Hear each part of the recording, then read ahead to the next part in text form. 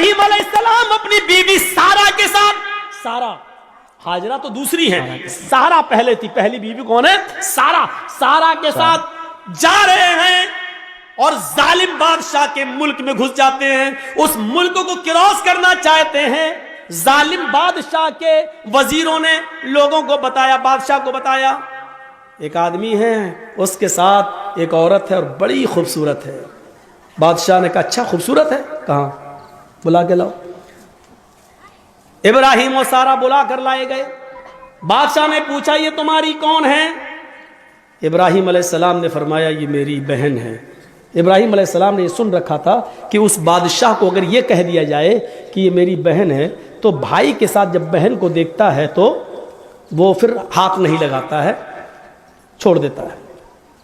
تو کہہ دیا کہ بہن ہے، یہ جھوٹ نہیں تھا۔ ابراہیم علیہ السلام نے جب یہ کہا کہ یہ میری بہن ہے تو اس حیثیت سے کہا کہ ساری دنیا کے مسلمان آپس میں بھائی ہیں اور ساری دنیا کی عورتیں بہن ہیں۔ ایمانی رشتے سے ان کو اپنا بہن دل میں نیت کی تھی، ایمانی رشتے سے تو سبھی بہن ہیں، ہر کوئی ایک دوسرے کا بھائی، ایک دوسرے کی بہن ہے۔ لیکن چونکہ خوبصورت اتنی تھی حضرت سارا کہ بہن کہنے کے باوجود بھی اس کی نیت خراب رہی۔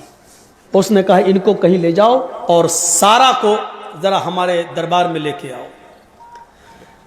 ابراہیم علیہ السلام اپنی بیوی سے کہتے ہیں جاؤ۔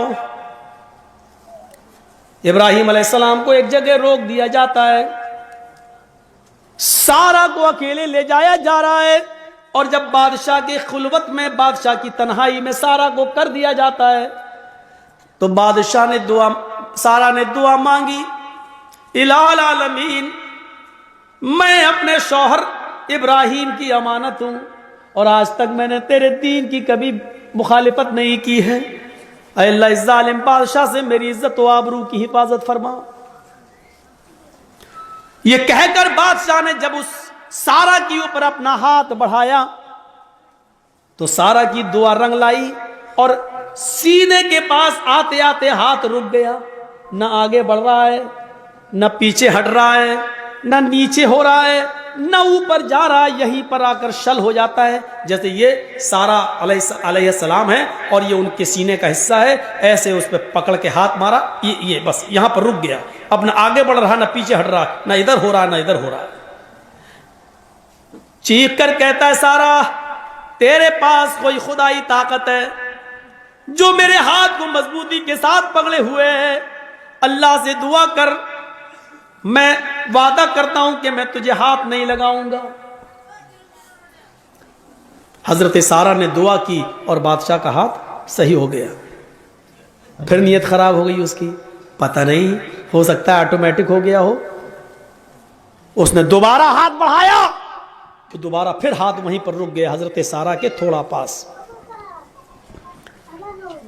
شل ہو گیا، نہ آگے نہ پیچھے، نہ دائیں نہ بائیں۔ اے سارا ایک بار اور دعا کر دے، اس کے بعد ہم تجھے کبھی ہاتھ نہیں لگائیں گے، چھوڑ دوں گا۔ اس نے پھر دعا کر دی، اللہ اس کو ٹھیک کر دے، صحیح ہو گیا۔ لیکن کہتے نا اتنی خوبصورت تھی کہ اس کا دل مطمئن نہیں تھا۔ تیسری مرتبہ اس نے پھر بدعہدی کی اور پھر ہاتھ بڑھایا، پھر ہاتھ شل پڑ گیا، آگے نہیں بڑھا۔ کہتا ہے کہ میں قسم کھاتا ہوں اپنے رب کی، جس کو وہ رب مانتا تھا، میں اپنے معبود کی، اپنے خدا کی قسم کھا کے کہتا ہوں اب ہاتھ نہیں لگاؤں گا، مجھے آخری بار معاف کر دے اور دعا کر۔ سارا نے پھر دعا کی، اس نے چھوڑ دیا اور اپنی لونڈی جانتے ہو، خادمہ، خدمت کرنے والی، جو اس بادشاہ کی لونڈی تھی، خادمہ، خدمت کرنے والی ہاجرہ، اس نے وہ لونڈی سارا کو دے دی کہ یہ تم لے جاؤ اور یہ تمہارے راستے میں کام آئے گی، اس کو میں تمہیں دے رہا ہوں بطور گفٹ۔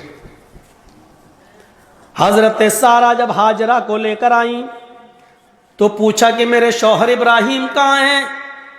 بادشاہ کی پولیس، بادشاہ کی فوج جب حضرت سارا کو ابراہیم علیہ السلام کے پاس لے کر گئے تو حضرت سارا کیا دیکھتی ہے کہ ابراہیم علیہ السلام نماز میں مصروف ہیں، نماز پڑھ رہے ہیں۔